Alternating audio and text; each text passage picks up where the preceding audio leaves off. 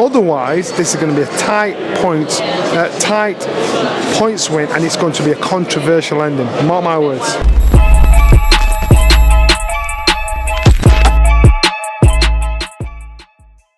This is Jonathan Aguilar for Pro Boxing Fans, joined by former cruiserweight world champion Johnny Nelson.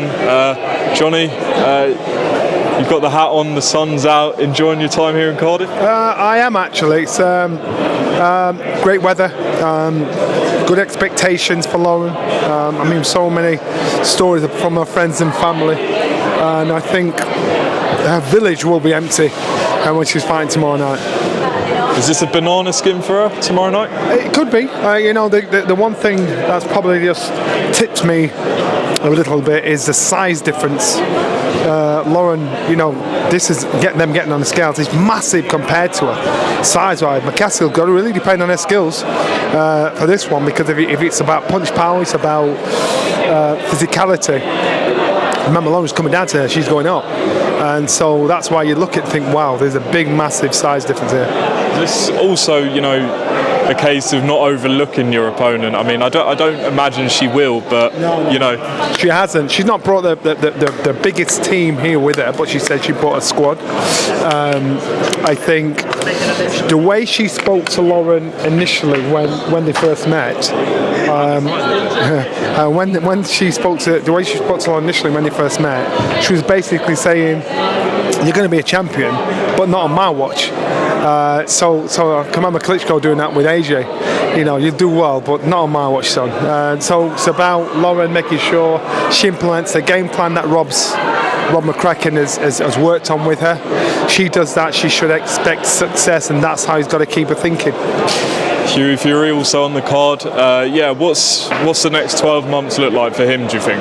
Hughie Fury needs consistency, he needs momentum. He was fighting a couple of weeks ago on the GBM show, boxing tonight. Again, get him out as often as possible. If you get fighters that are working consistently, fight consistently, it's not just about being in the gym, it's about actually putting yourself in that fight environment. And so it's a good environment for Hughie to actually be in, to be out again. Because this guy's having to learn on his job. He's had frustrations in and out of the ring. He's had wins, he's had losses, and so he's always been the guard that's on the outside looking in. Now he wants to be the one on the inside where people are hunting for him. Just moving away from the card, last week Aadam Hamed, son of Prince Naz, signed with Frank Warren. Naz is involved, Sam Jones is involved. Have you seen much of Aadam, and what do you think of that? I know he had a short stint down at my old gym with Dominic. I know he's travelling around. Naz is trying to push his son, and fortunately he's Naz's son, so he's got a lot to live up to. But you know what, it's nice to see. Ricky Hatton did it with his son. You see it over and over and over again. So we'll just have to wait and see how this story unfolds. Obviously there's a lot of pressure on as well. From day one, he's going to be critiqued, he's going to be watched, he's going to be assessed, he's going to be compared. So his learning is going to be a lot different from a lot of people's. Next week, are you getting out there for Fury Usyk? I'm going to do it from the studio actually. I'll be here on the ground at home. Will I be able to stoke it up a little bit whilst I'm out there? I don't know, but I'm going to be here from the studio. So I'm still looking forward to the fight. I saw that Eddie Hearn said he changed his prediction. He now thinks Fury's going to stop him. Would you be surprised if Fury stopped Usyk? I would be surprised because I think his last stellar performance was probably 2022. So we've not seen a vintage, which will need a vintage class performance from Tyson Fury. We want to know it still exists, it's still there.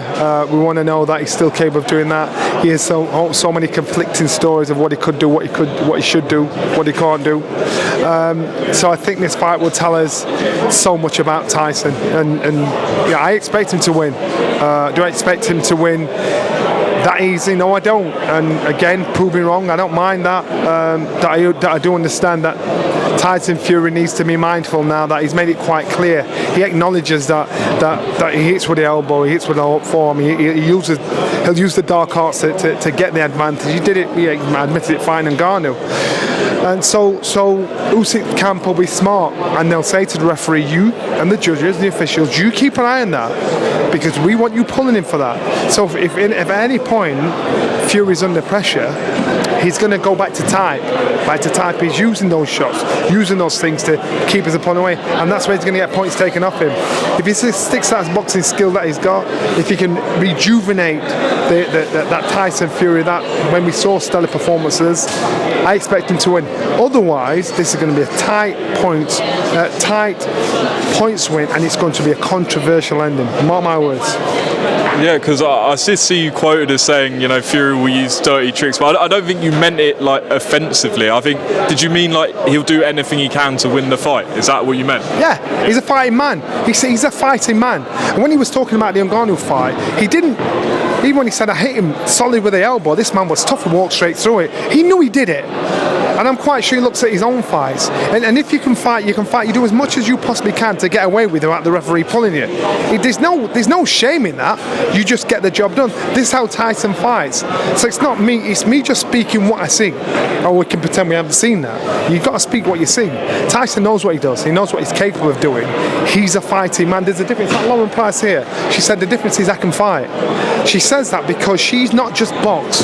She's done mixed martial arts. She's got up close and uses the physicality with opponents. When you can fight, you know how to use your weight, use their weight. You know how to make your opponent miss and hit them.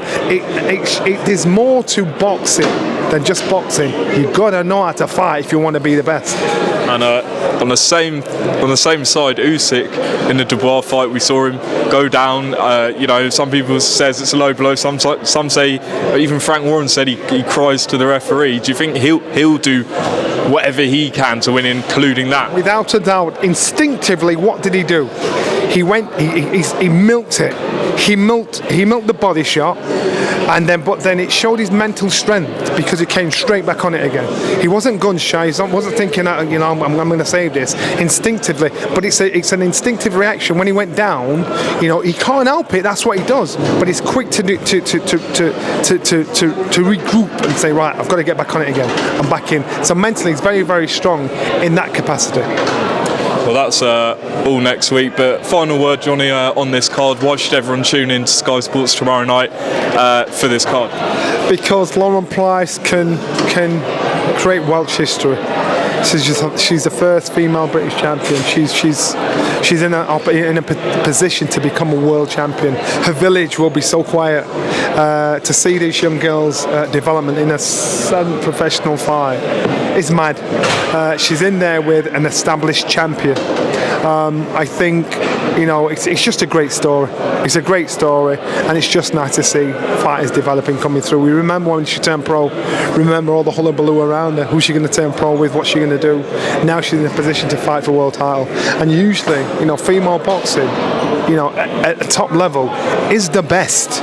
They give heart and soul, and Lauren's one of those fighters that's going to give heart and soul. Jessica McCaskill will give heart and soul, and this is not a gimme. This is a tough fight for her. Actually, just lastly, how's your podcast going with Spencer Oliver? We're dipping in and out, and we're doing various things, other ones as well. So we're going all right, man. We're going well. Check that out. Johnny Nelson, appreciate your time, and yeah, we'll look forward to tomorrow night. Thank you.